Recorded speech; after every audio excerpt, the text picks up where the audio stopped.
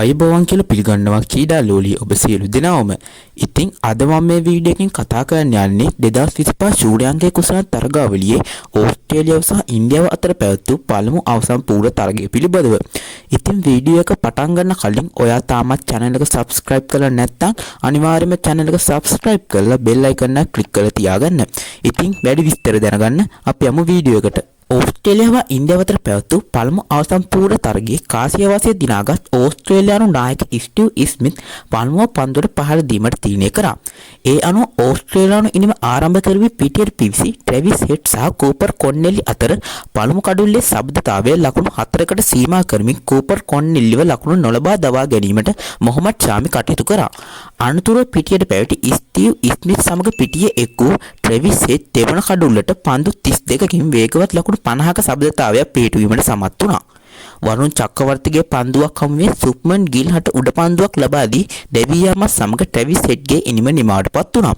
ඔහු ඒ වෙන විට පන්දු 33කින් ලකුණු 39ක් ලබාගෙන සිටියා. ට්‍රැවිස් හෙඩ්ගේ දෙවී යාමත් සමග පිටියට පිවිසි මානස් ලැබුෂෙන් ස්ටිව් ස්මිත් සමග තුන්වන කඩුල්ලට පන්දු 85කින් ලකුණු 56ක ශබ්දතාවයක් පිටවෙමින් ඕස්ට්‍රේලියානු ඉනිම ශක්තිමත් කිරීමට කටයුතු කරා.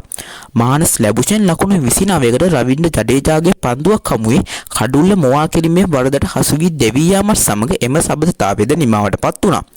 ලැබුෂන්ගේ දවා ගැනීමෙන් පසුව නැවතත් ක්‍රියාත්මක වූ රවින්ද්‍ර ජඩේජා ජෝස් ඉංග්ලිෂ්ව ලකුණු 11ට දවා ගැනීමත් සමග ඕස්ට්‍රේලියාවේ 4 වන කඩුල්ලද බිඳ වැටුණා.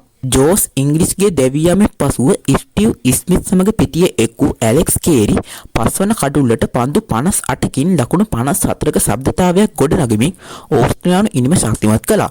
ඒ වෙනුවට ආද ශතකයක් ලබා පිටියේ ස්ථාවරව සිටි ස්ටිව් ස්මිත්ව ලකුණු 73කට දවා ගැනීමට මොහොමඩ් ෂාමි කටයුතු කිරීමත් සමග ඕස්ට්‍රේලියාවේ 5 වන කඩුල්ද බිඳ වැටුණා. ඕස්ට්‍රේලියානු ඉනිම කඩුළු 5ක් දැවී ලකුණු 205ක් ලබා සිටියේදී අක්ෂර් පටගේ පන්දුවක් හමුවේ ගේන් මැක්ස්වෙල් ලකුණු 4කට දැවී යාමත් සමග ඕස්ට්‍රේලියාවේ 6 වන කඩුල්ලද බිඳ වැටුණා. ඕස්ට්‍රේලියානු ඉනිම කඩුළු 6කට ලකුණු 205ක් රැස් කර තිබූ මොහොතක පසුපල ක්‍රීඩකයන් සමග එක් වූ ඇලෙක්ස් කියරි ඕස්ට්‍රේලියානු ලකුණු පූර්ව ගෞරවාන්විත ස්ථානයක් කරා ගෙන යාමට කටයුතු කරා. විශිෂ්ට ඉනිමක් ක්‍රීඩා කරමින් සිටි ඇලෙක්ස් කේරි ශ්‍රේයාස් අයියර්ගේ විශිෂ්ට පන්දු යැවීම හමුවේ ලකුණු 60කට දුවද්දී දැවී යාමෙන් ඔහුගේ ඉනිම අවසන් වුණා. කෙසේ වෙතත් පන්දුවාර 49 පන්දු 3ක් හමුවේ සියලු දෙනා දැවී ලකුණු 264ක ගෞරවාන්විත ලකුණු පුරක් ගොඩ නැගීමට ඕස්ට්‍රේලියානු කණ්ඩායමට හැකියාව ලැබුණා. ඕස්ට්‍රේලියාව වෙනුවෙන් විශිෂ්ට ඉනිම් ක්‍රීඩා කර ස්ටිව් ස්මිත් පන්දු 96කින් ලකුණු 72ක්ද ඇලෙක්ස් කේරි පන්දු 57කින් ලකුණු 61ක්ද රැස් කරන්නට සමත් වුණා. ඉන්දියාව වෙනුවෙන් විශිෂ්ට පන්දු යැවීමක නිරත වූ මොහොමඩ් ෂාමි ලකුණු 48කට කඩලු 3ක්ද රවින්ද්‍ර ජඩේජා ලකුණු 40කට කඩලු 2ක්ද බිඳ දැමුවා. ලකුණු 265ක ජයග්‍රාහී ඉලක්කයක් හබා යාම සඳහා පිටියට පිවිසි ඉන්දීය කණ්ඩායමේ ආරම්භක ශබ්දතාවයේ ලකුණු 30කට සීමා කරමින් සුප්මන් ගිල්ව ලකුණු 8කට දවා ගැනීමට බෙන් ඩවර්ෂුස් සමත් වුණා. ඉන්දියාව ලකුණු පූර්ව ලකුණු 43ක්ව තිබියදී රෝහිත් ශර්මාව නැවතත් ක්‍රීඩාගාරය වෙත හලවා යැවීමට කූපර් කොන්නෙලි සමත් වුණා. ඔහු ඒ වෙනුවට ලකුණු 29ක් ලබාගෙන සිටියා. ලකුණු 43කට කඩලු 2ක් පිටවැට ඇති මොහොතක විරාට් කෝලි සමගින් එක් වූ ශ්‍රේයාස් අයියර් තුන්වන කඩුල්ලට පන්දු 111කින් ලකුණු 91ක ශක්තිමත් ශබ්දතාවයක් පිහිටුවමින් ඉන්දිය ඉනිම ගොඩනැගුවා. ඇඩම් සම්පාගේ පන්දුවක් හමුවේ ශ්‍රේයාස් අයියර් ලකුණු 45කට දැවී යාමත් සමග එම ශබ්දතාවයේ බිඳ වැටුණා.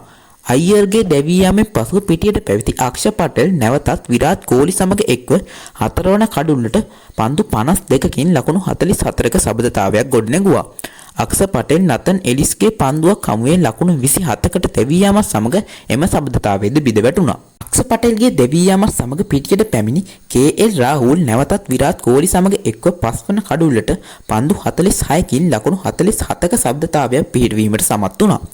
එම වන විට පිටියේ ස්ථාවරව ලකුණු රැස් කරමින් සිටි විරාට් කෝලිව ලකුණු 84කට ඇඩම් සම්පාගේ පන්දුවක් හමුවේ දැවී යාමත් සමග එම සම්බන්ධතාවය අවසන් වුණා.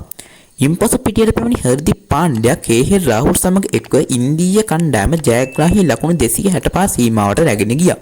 ඒ අනුව ඉන්දියාව විසින් පන්දුවාර 48යි එක පන්දුවක් තුළදී කඩලු 6ක් පමණක් දැවී ලකුණු 260ක් රැස් කිරීමට සමත් වීමත් සමග ඉන්දියාව ශූරයන්ගේ කුසල තරගාවලියේ අවසන් මහා තරගය සඳහා සුදුසුකම් ලැබුවා. ඉන්දියාව වෙනුවෙන් විරාට් කෝලි පන්දු 98කදී ලකුණු 84ක්ද ශ්‍රේයාස් අයියර් පන්දු 62කදී ලකුණු 45ක්ද රැස් කරා. ඕස්ට්‍රේලියාව වෙනුවෙන් නතන් එලිස් ලකුණු 49කට කඩලු දෙකක් පිටු දමන්න සමත් වුණා. තරගයේ වීරයා සම්මානයේ විශිෂ්ට ඉනිමක් ක්‍රියාත්මක කර විරාට් කෝලිහට හිමි වුණා. ඉතින් ශූරයන්ගේ කුසලාන තරගාවලියේ දෙවන අවසන් පූර්ව තරගය වන නවසීලන්තයේ සහ දකුණු අප්‍රිකාව අතර පැවැත්වෙන තරගයේ තොරතුරු සමගින් නැවත හමු වීමේ බලාපොරොත්තුවෙන් අදට මම වීඩියෝ එක අවසන් කරනවා. ඉතින් ඔයා තවමත් channel එක subscribe කරලා නැත්නම් අනිවාර්යයෙන්ම channel එක subscribe කරලා bell icon එක click කරලා තියාගන්න. ඉතින් අද මම ගිහින් එන්නම්. ඔබ සැමට සුබ දවසක්.